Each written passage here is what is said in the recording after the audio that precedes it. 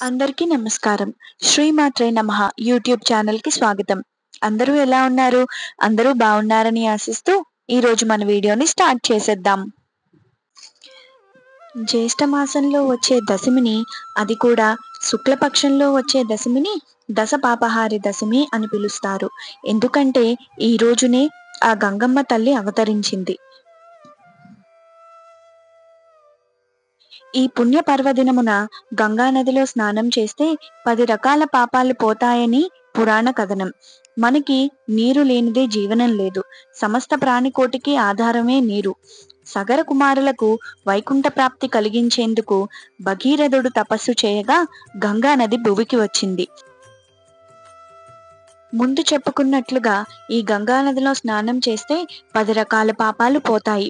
ఒకవేళ గంగా నదిలో స్నానం చేయలేని వారు ఏ నదిలో అయినా స్నానం ఆచరించవచ్చు. అలాగే గంగాదేవిని పూజించాలి కూడా ఈరోజు. అబద్ధాలు చెప్పడం, ఇతరులను హింసించడం, పరులను దూషించడం, ఇతరుల ధనాన్ని ఆశించడం లాంటి పాపాలను ఈ పర్వదినం పోగొడుతుంది. ఇలాంటి 10 రకాల పాపాలు పోగొడుతుంది కాబట్టే దీన్ని దశపాపహార దశమిగా పేరు. మానవ జీవితంలో అనేక సవాళ్లు ఉంటాయి. ఈర్ష్య, అసూయలు కలుగుతాయి. వీటిని అధిగమించినప్పుడే పరిపూర్ణ జీవితం సార్థకమవుతుంది. అనే దైవంపై నమ్మకంతో పూజలు చేయడం ద్వారా వీటి నుంచి విముక్తి పొందుతాడని ఈ పుణ్యదినం అంతర్లీనంగా సందేశమిస్తుంది. శాస్త్రవహితంగా కొన్ని విధాలు పాటిస్తూ పండుగను జరుపుకోవడం వల్ల 10 రకముల పాపాలు తొలగిపోతాయి. గంగాదేవి ఆరాధనకు ఇది ప్రీతికరమైన రోజు.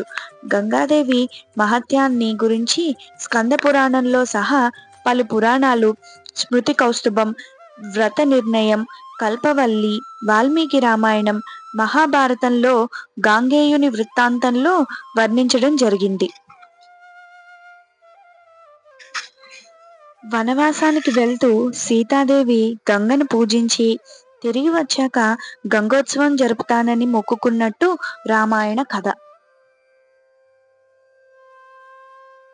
ఇంతటి మహత్యం ఉన్న గంగామాతను ప్రస్తుతిస్తూ స్కంద పురాణం జ్యేష్ఠమాసి సీతే పక్షే దశమిహస్త సంయుత హరతే దశ పాపాని తస్మాద్దశహర స్మృత అన్నది. ఈరోజు గంగా స్నానం, పూజ దశ విధాలైన పాపాల నుండి విముక్తి కలిగిస్తుంది. లోకంలో మనుషులు తెలిసి తెలియక పాపాలు చేయటం సహజం. అయితే వాటి నుండి వచ్చే ఫలాలను అనుభవించినప్పుడు కానీ పరిస్థితి అర్థం కాదు. అప్పుడు మాత్రమే అశుభాలను తొలగించుకోవడానికి ప్రయత్నం చేస్తారు. అదృష్టం కొద్దీ మనం చేసే పాపాల నుండి విముక్తి పొందడానికి ఎన్నో ఉపాయాలను మన పూర్వీకులు శాస్త్రం రూపంలో మనకు ఇచ్చారు. వాటిని ఆచరించి విముక్తి పొందొచ్చు. అటువంటి అవకాశమే దశ పాపహారిణి దశ వ్రతం.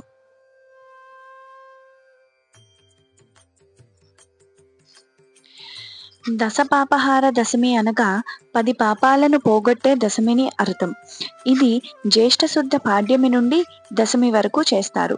పంచాంగంలో కూడా దశహార దశాశ్వమేధ స్నానం ఇది ఆరాభ్య దశమి పర్యంతం అని ఉంటుంది. అనగా ఈరోజు ఏ నదిలో స్నానం చేసినా విశేషమైన ఫలితం ఉంటుంది. ముఖ్యంగా గంగా నదిలో చేస్తే గొప్ప విశేషం. అందులోనూ కాశీలో ద్వాదశమేధ ఘట్టంలో గంగా స్నానం సంపూర్ణ పుణ్యఫలం కలిగిస్తుంది. ఇక దశవిధ పాపములు ఏంటో చూద్దాం. ఒకరి వస్తువు వారికి ఇవ్వకుండా తీసుకోవడం, శాస్త్రము ఒప్పని హింసను చేయటం, పరస్త్రీని కానీ పురుషుని కానీ కలవడం, పరుషము, అసత్యము, కొండెములు, అసంబంధమైన మాటలు మాట్లాడటం, ఇతరుల ధనములు యందు కోరిక, ఇతరులకు ఇష్టము కాని విషయములు చేయటం, వ్యర్థమైన అహంకారము, ఇవే 10 రకములైన పాపాలు. ఈ 10 రకాలైన పాపాలు చేయని మనిషి ఉంటాడా అని ఆలోచించనక్కర్లేదు. ఏదో ఒక సమయంలో ఏదో ఒక పాపం ఎంత మంచి వ్యక్తి అని పేరు పొందిన వారైనా సరే చేసి ఉండక తప్పదు. తప్పులు చేయడం, వాటి గురించి ఆలోచించకపోవటం, తాను చేసినవి తప్పులే కావు అనుకోవడం, ఈ 10 పాపాలకు మించిన పాపం. ఏది ఏమైనా మనం మంచి అదృష్టవంతులం. మనం చేసిన తప్పుల వలన వచ్చే పాపాలు కడిగేసుకునే ఉపాయాలు మన శాస్త్రాలు, మన పెద్దలు మనకు ముందే చెప్పారు. అంటే మనం చేసే తప్పులు తప్పక చేస్తామని ముందే ఊహించి మరీ ఉపాయాలు చెప్పారు. వాటిని ఆచరించడమా, ఆచరించకపోవడమా అని మాత్రం మన చేతిలోనే ఉంటాయి. మరి మన బుద్ధి ఎటు ప్రవహిస్తుందో, చేయమంటుందో వద్దంటుందో, లేదా వదిలేయమంటుందో చూడాలి. ఏది ఎలా ఉన్నా దశపాపహార దశమి మాత్రం మంచి పర్వదినమే. పాపాలు పోగొట్టుకోవడానికి కూడా ఆ గంగే గతి.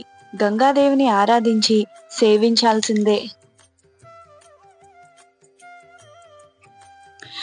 మొట్టమొదటిగా దేవలోకంలో దేవకృత్యాలు చేయుటకు సృష్టికర్త అయిన బ్రహ్మచేతి కమండలముయందు మాత్రమే గంగానది ఉండేది. గంగా వామనావతార సమయాన బలిచక్రవర్తి వామన స్వామికి 3 అడుగుల నేల దానం చేసే సమయాన స్వామి పాదాలు కడగటానికి ఉపయోగించిన ఆ గంగా విష్ణు పాదోదకమై ఆ తరువాత కైలాసవాసి శంభుని జటాజూటమందు చేరి ఓ అలంకారణగా మిగిలిపోయింది. ఆ సమయాన భాగీరథ మహారాజు ప్రయత్నముతో భూమిపైకి దిగి భాగీరథి అను పేరుతో వందల కొద్దీ యోజనాల మేర ప్రవహించుచు మనకు కనిపిస్తున్నది. అదే పరమపావని అయిన గంగ. లోపలి బయటి పాపములను కడిగివేసే ఆ తల్లే సర్వభూతములను రక్షిస్తున్నది. అలాంటి గంగమ్మ తల్లిని స్మరిస్తేనే చాలు విష్ణులోక ప్రాప్తి వస్తుందని పెద్దలు చెప్తారు.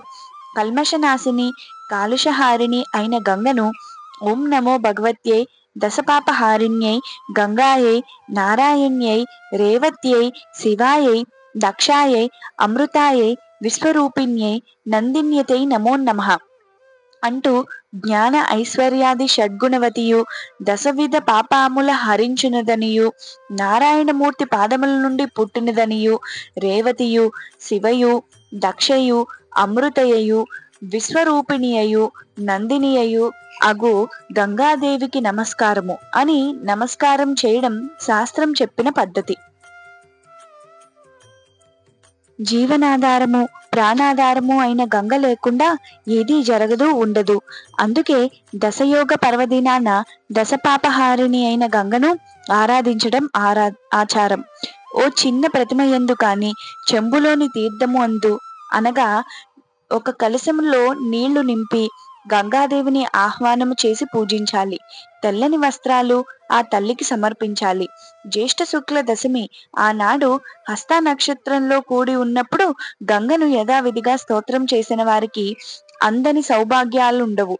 అష్టైశ్వర్యములు ఇచ్చి ఆశీర్వదించే ఆ గంగమ్మ తల్లి కరుణ అనంతరమైనది.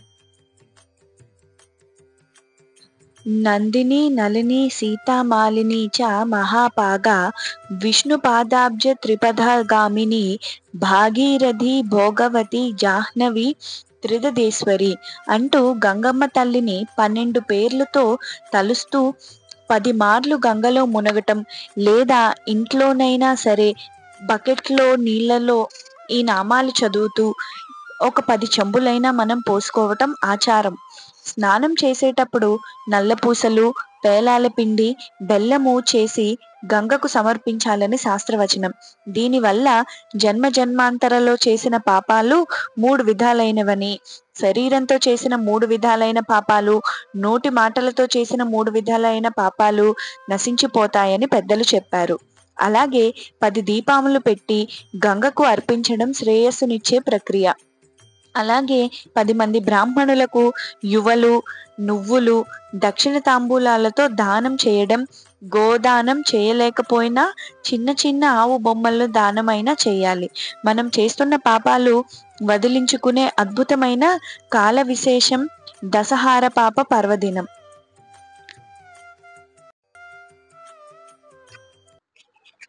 ఎప్పట్లాగే ఇవాల్టి వీడియో కూడా మీకు ఇన్ఫర్మేటివ్గా ఉందనుకుంటున్నాను. వీడియో కనుక నచ్చినట్టయితే లైక్ చేయండి, షేర్ చేయండి, కామెంట్ చేయండి, సబ్స్క్రైబ్ చేయండి.